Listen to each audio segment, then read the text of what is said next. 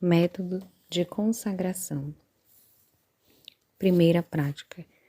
Quem quiser começar essa singular devoção, cujo edifício espiritual não se constrói nas confrarias, embora o fosse desejável, após haver, como disse na primeira parte dessa preparação ao reino de Cristo, empregado pelo menos 12 dias a se esvaziar do espírito do mundo, contrário a de Jesus Cristo, empregará 3 semanas a se encher de Cristo por meio da Santíssima Virgem. Eis a ordem a ser seguida. Na primeira semana, empregar todas as orações e ações de piedade, a pedir o conhecimento de si mesmo e a contrição dos pecados. Tal se há de fazer em espírito de humildade.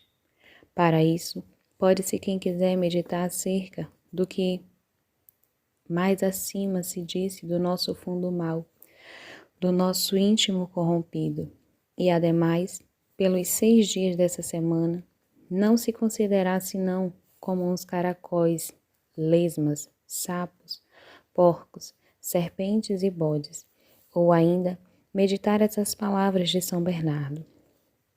Considerai o que fostes, barro pestilento, o que sois, vaso de esterco, o que haveis de ser, pasto de vermes. Rezar a Nosso Senhor e ao Espírito Santo para ser esclarecido por estas palavras. E todo dia, rezar as ladainhas do Espírito Santo e a oração anexa na primeira parte dessa obra. Recorrer à Santíssima Virgem e pedir-lhe essa grande graça, que deve ser o fundamento das demais, e para tanto, rezar todo dia o Ave Maris Stella e as ladainhas de Santa Maria. Na segunda semana, aplicar-se em todas as orações e obras de cada dia a conhecer Santa Maria, pedir-se conhecimento ao Espírito Santo. Pode-se ler e meditar acerca disso que falamos. Recitar, como na primeira semana, as ladainhas do Espírito Santo e a Ave Maris Stella, e ademais todos os dias um rosário, ou pelo menos um terço nessa intenção. Empregar a terceira semana em conhecer a Cristo. Pode-se ler e meditar o que sobre isso dissemos, e rezar a oração de Santo Agostinho, que logo no princípio dessa segunda parte, transcrevemos. Pode-se, com o mesmo santo, dizer e repetir centenas de vezes por dia: Senhor, que eu vos conheça, ou ainda, Senhor, que eu veja quem sois. Recitar, como nas semanas anteriores, as ladainhas do Espírito Santo e a Ave Maris Stella, e acrescentar-lhes todo dia a ladainha do santo nome de Jesus. No fim dessas 3 semanas, confessar e comungar na intenção de se dar a Cristo, sob a qualidade de escravo de amor pelas mãos de Maria, e após a comunhão feito o mais possível, conforme o método infraescrito, recitar a fórmula de consagração, que mais abaixo também se lerá. Deve-se escrevê-la ou imprimi-la formalmente, se já não impressa, e assinar no mesmo dia. Haja por bem nesse dia pagar a Jesus Cristo e a sua Santa Mãe algum tributo, seja de penitência pela antiga fidelidade aos votos do batismo, seja de testemunho à dependência do domínio de Cristo e de Maria. Pois bem, seja esse tributo de acordo com a devoção e a capacidade de cada um, tais como jejum, esmola, mortificação e até o oferecimento de uma vela votiva, mesmo se nada der além de um alfinete por homenagem, mas se de bom coração. A Cristo basta, pois vê Ele só a boa vontade. Uma vez por ano, pelo menos, renovar no mesmo dia a mesma consagração, observando a mesma prática pelas 3 semanas. Pode-se, até mesmo, a cada mês e a cada dia, renovar tudo o que se fez por estas breves palavras. Sou todo vosso, e tudo o que tenho a vós pertence, ó meu amável Jesus, por Maria, vossa Santa Mãe. Segunda prática. Recitar todos os dias da vida, desde que sem nenhum desconforto, a pequena coroa da Santíssima Virgem, composta de 3 Pai Nossos e 12 Ave Marias, em honra aos 12 privilégios e grandezas da Santíssima Virgem. É muito antiga essa prática, cujos fundamentos deitam raízes nas Escrituras Sagradas. São João viu uma mulher coroada de 12 estrelas, vestida de sol, com a lua debaixo dos pés. Segundo os intérpretes, é a Santíssima Virgem essa mulher. Tantas são as maneiras de recitar bem essa coroinha, que muito tempo levaria para descrever. O Espírito Santo as ensinará aos que mais fiéis forem a essa devoção. Todavia, para rezá-la de modo mais simples, dir-se-á no princípio: dignai-vos conceder-me que vos louve, ó Virgem Sagrada. Dai-me o poder contra os vossos inimigos. A seguir, reza-se o credo. Depois, um Pai Nosso, então 4 Ave-Marias e, enfim, um Glória. E outra vez, um Pai Nosso, 4 Ave-Marias, um Glória e assim por diante. No fim, rezar o Subtum Praesidium. Abaixo de tua proteção. Terceira prática. Quão louvável, quão glorioso e quão útil é para os que assim se fizerem escravos de Jesus e Maria, trazer consigo a modo de sinal de sua escravidão amorosa, as cadeiazinhas de ferro abençoadas com a bênção própria que adiante se verá. Esses sinais exteriores, a dizer verdade, não são essenciais e todos os fiéis podem haver-se bem sem eles, mesmo se abraçar essa devoção. Não me posso, contudo, escusar de elogiar aos que, após haverem sacudido as vergonhosas cadeias de escravidão do diabo, onde o pecado original e até os pecados atuais lhes antes havia prendido, sujeitaram-se voluntariamente à gloriosa escravidão de Cristo e se gloriam, com São Paulo, de estarem presos em cadeias por Jesus Cristo, grilhões mil vezes mais gloriosos e preciosos, apesar de ferro e sem brilho, do que todos os pingentes de ouro dos imperadores. Apesar de outrora nada de mais insultuoso haver do que a cruz, é hoje esse madeiro o que de mais glorioso há no cristianismo. O mesmo se diga dos ferros da escravidão. Nada de mais ignominioso havia entre os antigos, e ainda hoje entre os pagãos, mas entre os cristãos, nada de mais ilustre há do que as correias de Jesus Cristo, porque elas nos livram e preservam dos laços infames do pecado e do demônio, porque elas nos dão a liberdade e nos ligam a Cristo e a Maria, já não por força ou por constrangimento, como se faz aos coagidos, mas por caridade e amor, como a filhos.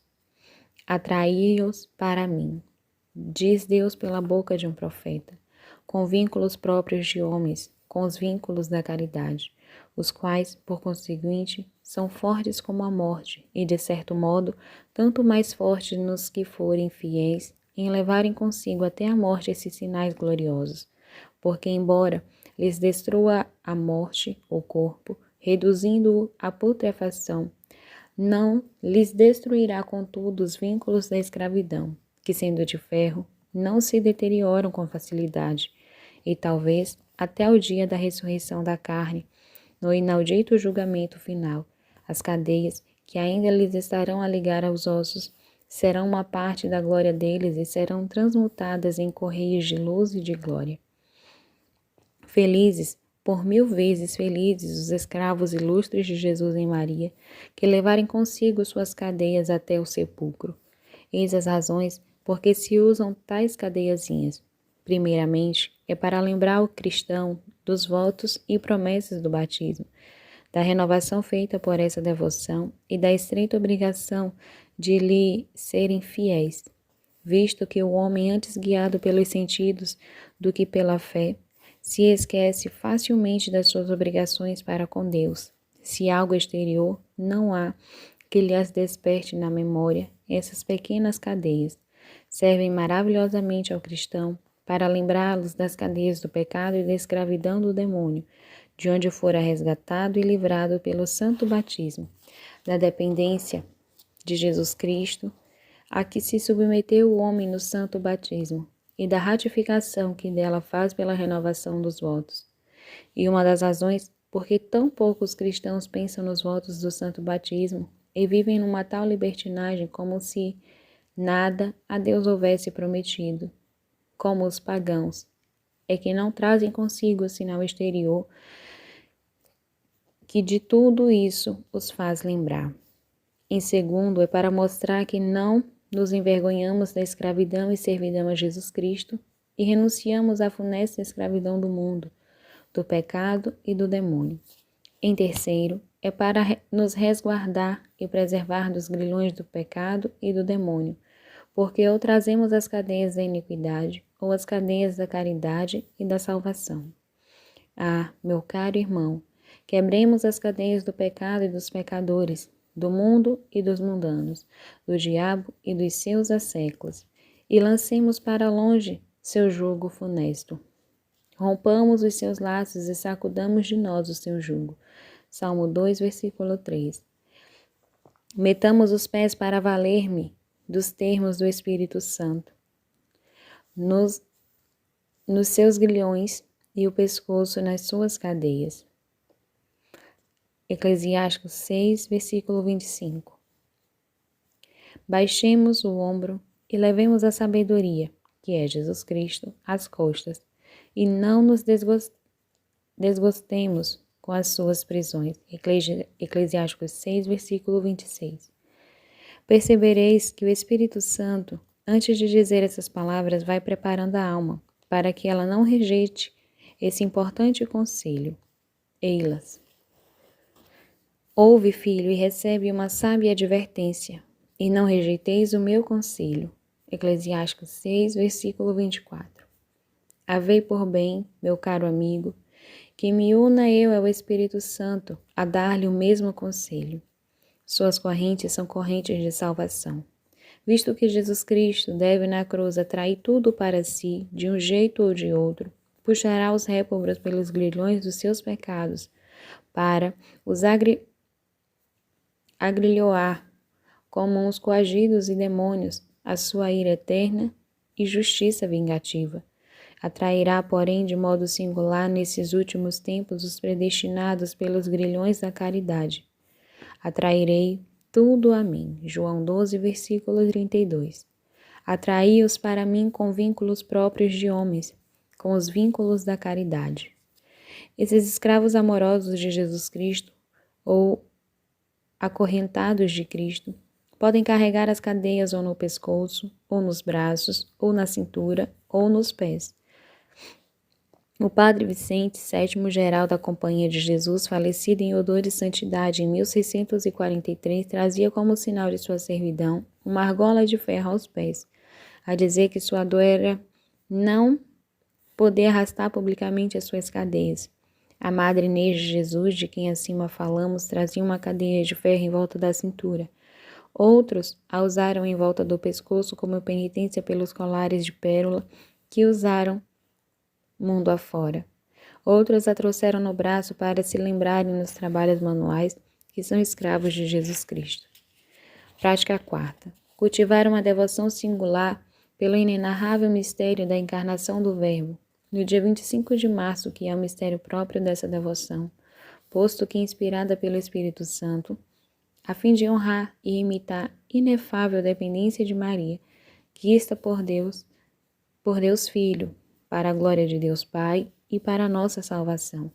Dependência essa que de modo singular manifesta-se no mistério onde Jesus Cristo se cativa e se escraviza no seio da Divina Maria, e onde Cristo dela toda depende para tudo.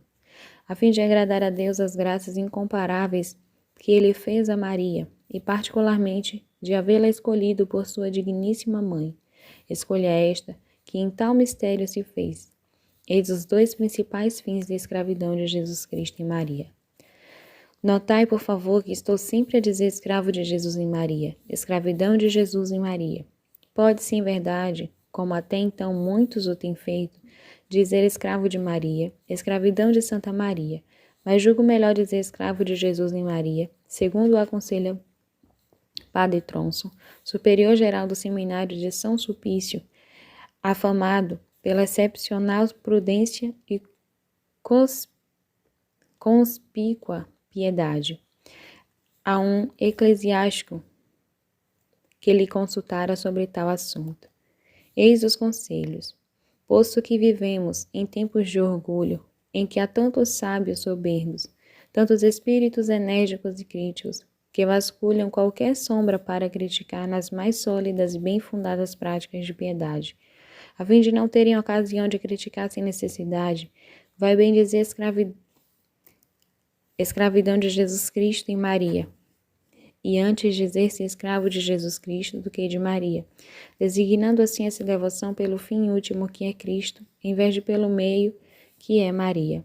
É bom e lícito, porém, dizer a verdade, dizer de um e de outro jeito, sem escrúpulo, tal como o faço.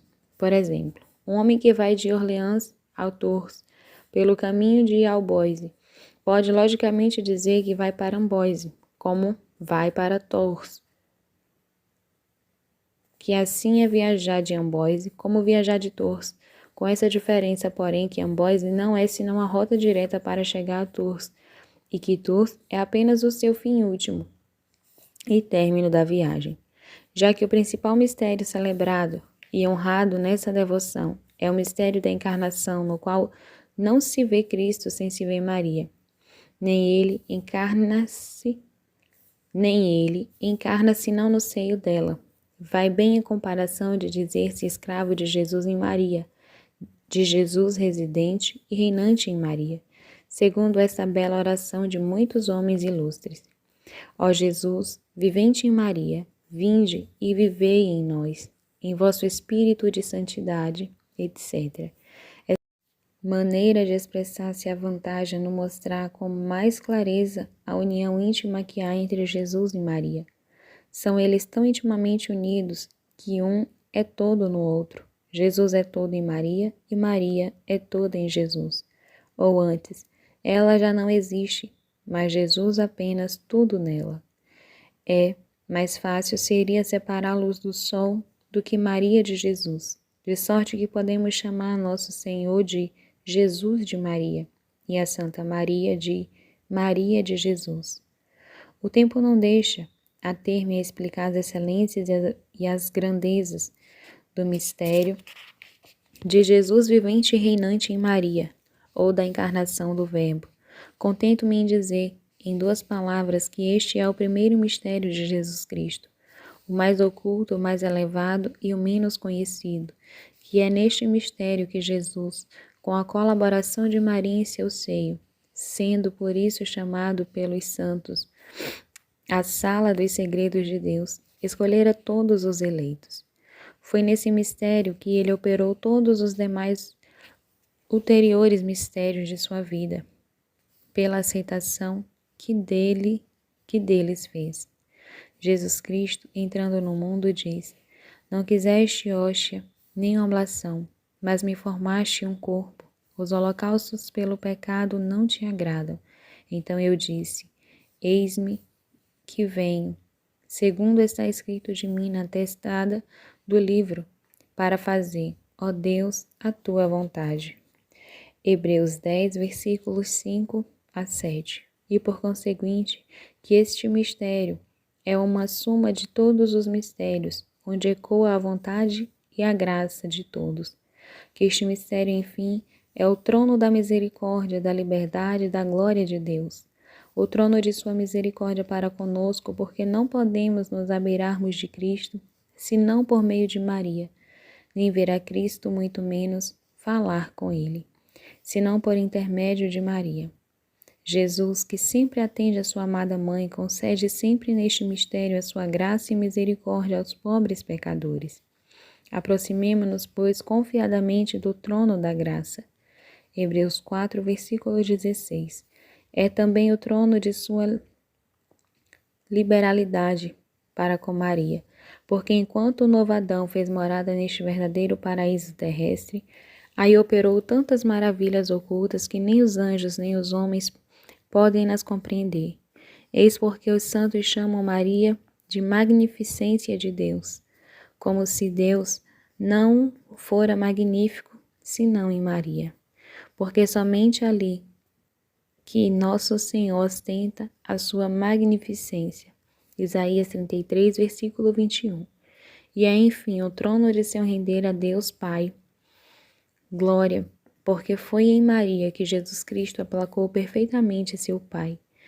Irritado com os homens, onde reparou perfeitamente a glória roubada pelo pecado, onde pelo sacrifício que ele aí fez de sua vontade e de si mesmo, deu mais glória do que jamais dera a todos os sacrifícios da antiga lei, e onde ele, enfim, deu uma tal glória infinita, qual do seio humano nunca antes recebida. Prática quinta. É de muita devoção rezar a Ave Maria ou a saudação angélica, cujo valor, mérito, excelência e necessidade são pouco sabidos dos cristãos, mesmo entre os doutos. Ungiu a Santa Maria, aparecer diversas vezes a grandes santos, muito doutos, para lhes mostrar o mérito dessa oração, como a São Domingos, a São João Capistrano, ao Beato Alano da Rocha, e etc. Escreveram eles livros inteiros acerca das maravilhas e da eficácia dessa oração para converter as almas. Publicaram assiduamente, pregaram publicamente que, havendo principiado a salvação do mundo pela Ave Maria, a salvação em particular de cada um vinculou-se a essa oração, que foi essa oração a trazer à terra seca e estéril o fruto da vida. E essa mesma oração, se bem rezada, que faz brotar em nossas almas a palavra de Deus e dá o fruto da vida, Jesus Cristo. Que a Ave Maria é um orvalho celeste que rega a terra, ou seja, a alma de cujo íntimo faz brotar o seu fruto no tempo propício. E que uma alma já não regada por essa oração ou por orvalho celeste não pode dar fruto, mas só espinhos e aguilhões, estando na beira do abismo da maldição. Eis o que Santíssima Virgem revela ao Beato Alano da Rocha, segundo Silêncio, o livro, e mais tarde citado por Cartagena. Sabei, meu filho, e dai a todos a conhecer que é um sinal provável e próximo de condenação eterna o haver aversão, murmura e negligência ao rezar a saudação angélica que ao mundo inteiro reparou. Eis aí as palavras tão consoladoras quanto terríveis que nelas, com muita dificuldade se havia de crer, não tivéssemos nós, por garantia, a esse santo, e antes dele São Domingos, e depois tantos outros ilustres com a experiência de vários séculos, porque sempre se apurou que os que trazem a marca da reprovação, como os ímpios e os hereges, os orgulhosos e os mundanos, odeiam e desprezam a Ave Maria e o terço. Os hereges ainda aprendem e recitam o Pai Nosso, mas não a Ave Maria nem o terço. É-lhes um horror. Antes preferem ao terço trazer consigo uma serpente. Os orgulhosos, ademais, apesar de católicos, posto que tenham as mesmas inclinações de seu pai Lúcifer, ou desprezam, ou são de todo indiferentes à Ave Maria, e reputam ao terço por uma devoção de efeminados, própria de ignorantes e analfabetos. Vimos, pelo contrário, segundo mostra a experiência, que os que, além de possuírem grandes sinais de predestinação, amam, gostam e recitam de bom grado a Ave Maria, e que quanto mais são de Deus, tanto mais amam essa oração. Eis o que Santa Maria disse ao Beato Alano, após as palavras que acabo de escrever. Não sei como isso se faz nem porquê, mas é contudo verdadeiro. E não há segredo melhor para conhecer se uma pessoa é de Deus do que ver se ela ama rezar a Ave Maria e o terço. Digo, se ama porque pode lhe suceder estar numa impossibilidade natural ou mesmo sobrenatural de rezá-la, mas sem deixar, porém, de amá-la sempre e aos outros inspirá-la. Almas predestinadas, escravos de Jesus em Maria.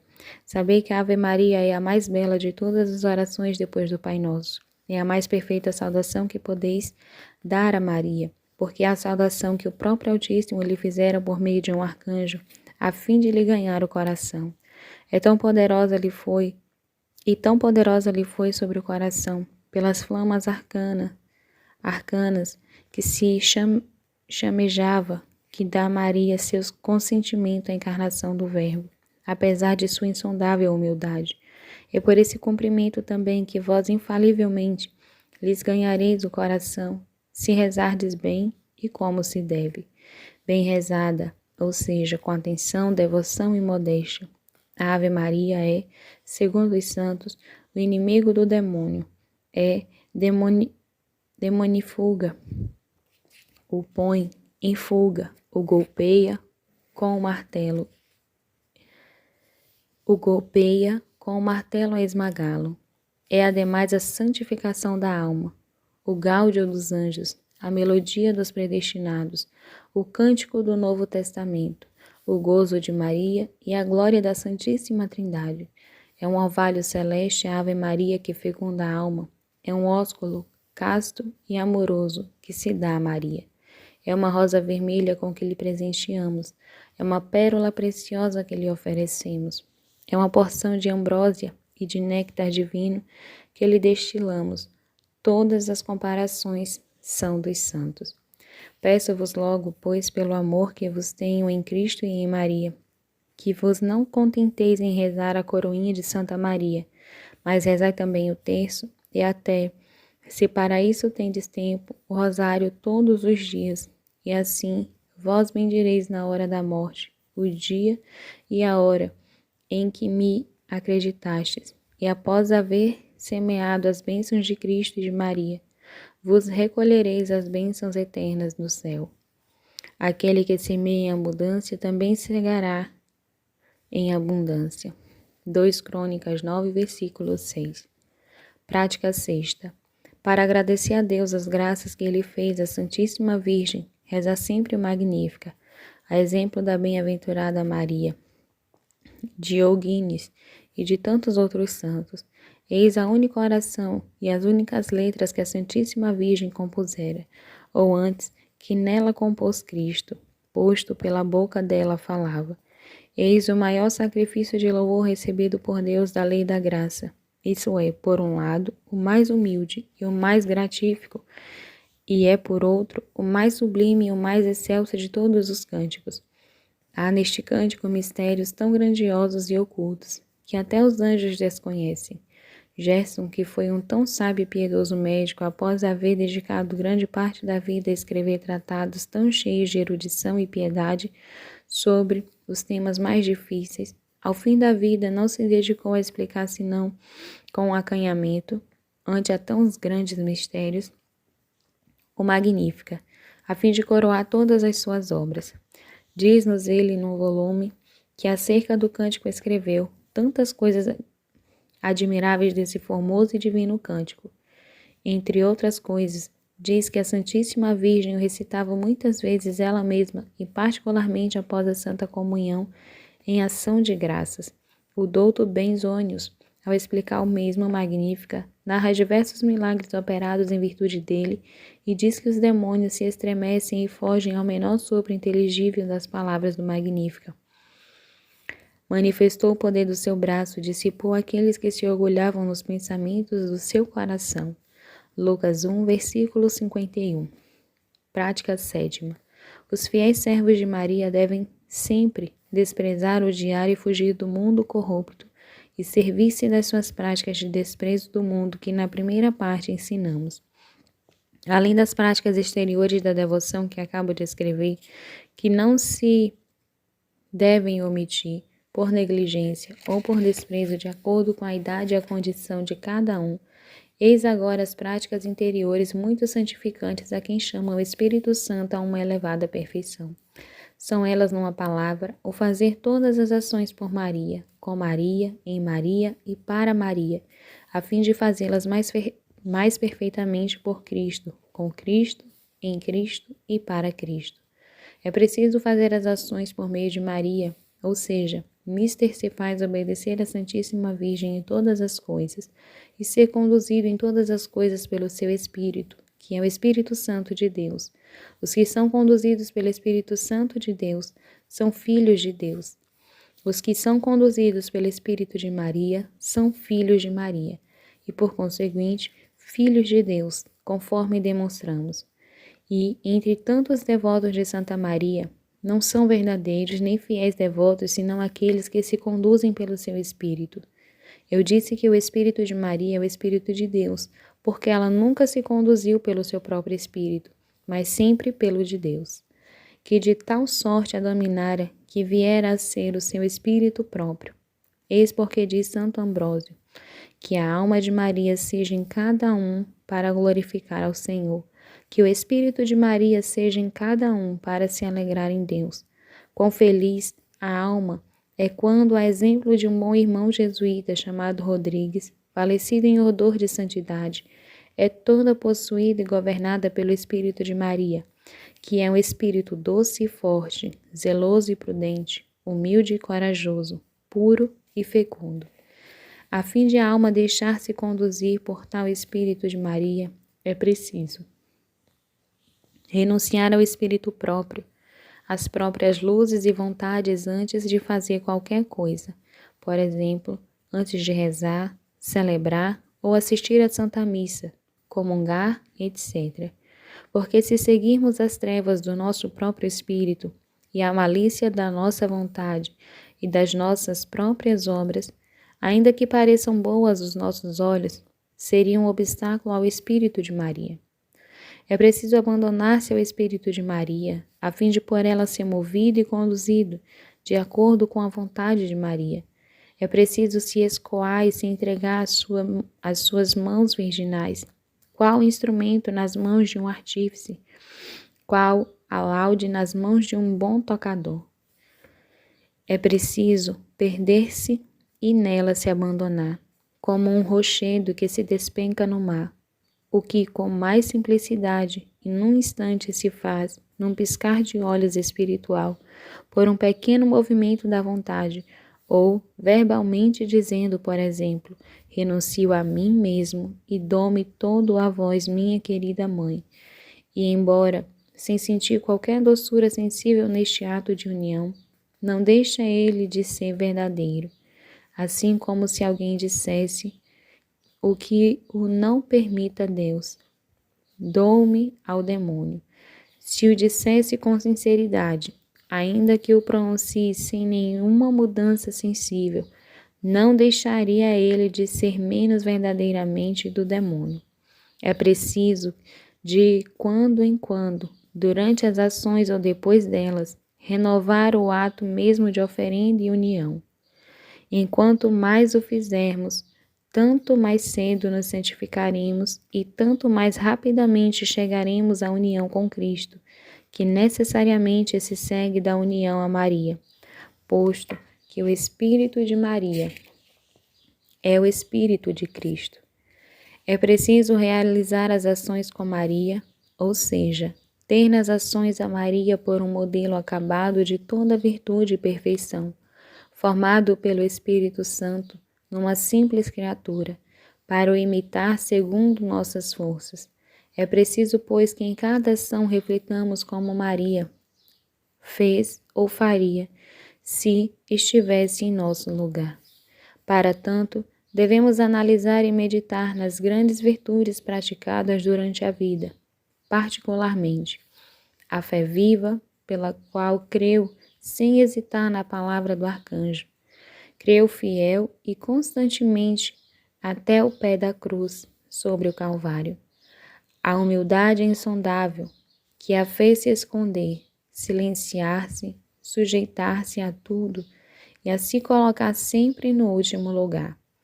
A pureza toda divina, que não teve nem nunca terá igual debaixo do céu. Enfim, todas as suas demais virtudes. Lembremo-nos, repito, pela segunda vez, de que Maria é o excelso e único molde de Deus, ajustada para formar imagens vivas de Deus, com pouco labor e em pouco tempo, e que uma alma que acha esse molde e nele se perde, é breve mudada em Jesus Cristo, desenho vivo desse molde. É preciso realizar as ações em Maria para bem compreender essa prática. Mister se faz saber que a Santíssima Virgem é o verdadeiro paraíso terrestre do novo Adão, de quem o antigo paraíso terrestre não era senão sua imagem. Há então neste paraíso terrestre riquezas, belezas, raridades e doçuras inexplicáveis que o novo Adão, Jesus Cristo, aí deixou. Foi neste paraíso onde achou suas delícias ao longo de 9 meses, onde operou maravilhas e ostentou suas riquezas com a magnificência de um Deus. Esse lugar sacrossanto não é composto senão de uma terra virgem e imaculada, de cujos elementos se formou e nutriu o novo Adão. sem qualquer mancha nem sujeira, por obra do Espírito Santo que nele habita. É neste paraíso terrestre, onde verdadeiramente se posta a árvore da vida que produziu Jesus Cristo, o fruto da vida, a árvore da ciência do bem e do mal, que deu luz ao mundo. Há neste lugar divino árvores que a mão de Deus plantou e a unção divina regou, que produziram e produzem todo dia frutos de um sabor divino. Há neste lugar canteiros esmaltados de formosas e diferentes flores de virtude, onde exala um aroma que embebe os mesmos anjos. Há neste lugar campinas verdejantes de esperança, torres impenetráveis, casas cativantes de confiança, etc. Não há quem possa dar a conhecer a verdade escondida debaixo dessas figuras corpóreas, senão o Espírito Santo. Há neste lugar um ar puro, desinfecto, sem mácula, um dia ameno, sem nódoa da humanidade santa.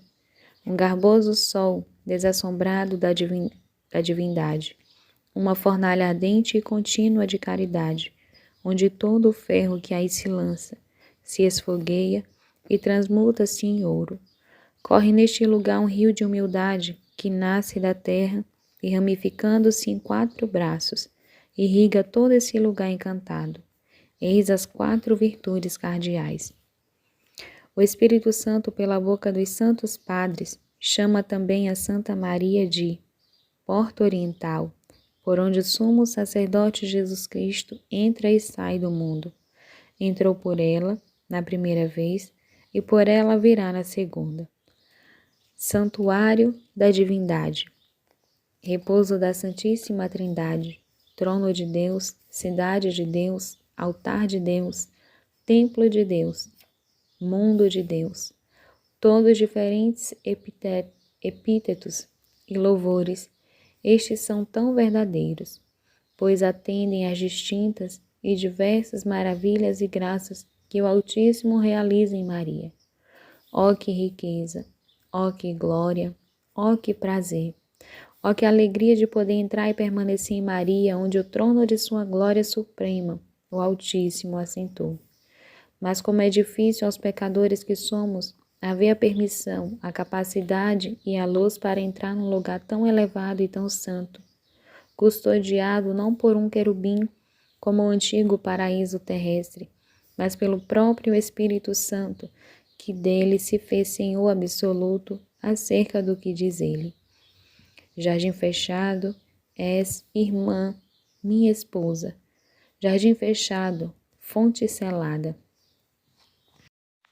Cânticos 4, versículo 12. Fechada está Maria, selada está Maria.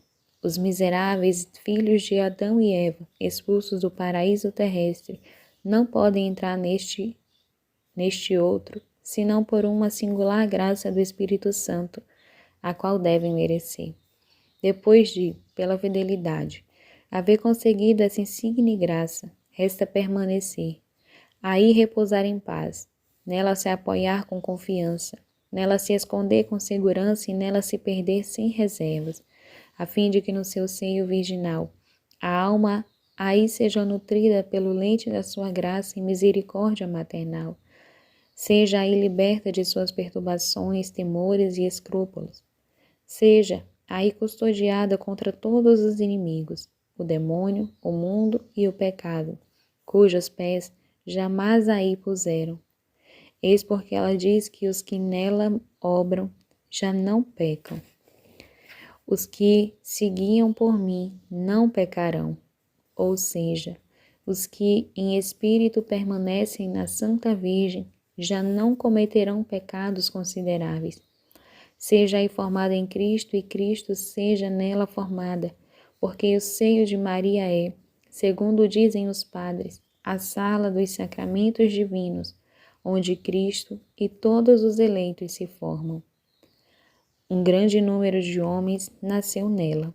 Salmo 87, versículo 5. Resta ademais realizar todas as ações para Maria, porque posto que nos entregamos de todo ao serviço dela, É justo que façamos tudo para ela como um criado, um servo ou escravo. Não que a tomemos por fim último dos serviços, que tão só é Jesus Cristo, mas pelo fim próximo, qual meio misterioso e fácil para chegar a Cristo. Como bons servos e escravos, não devemos ficar no ócio, mas sim estribados na proteção de Maria, empreender e realizar grandes coisas para essa augusta soberana. É preciso defender-lhe os privilégios quando os disputam. É preciso defender-lhe a glória quando a atacam. É preciso atrair todo o mundo, se pudermos, ao serviço dela e a essa verdadeira e sólida devoção. É preciso falar e bradar contra os que abusam da devoção para ultrajar o Filho e estabelecer ao mesmo tempo essa verdadeira devoção. É preciso pretender dela, de recompensa pelos pequenos serviços, nada mais senão a honra de pertencer a uma tão amável princesa e a alegria de ser por ela unidos a Cristo, seu Filho, com um vínculo indissolúvel no tempo e na eternidade. Glória a Jesus em Maria, glória a Maria em Jesus. A Deus toda a glória.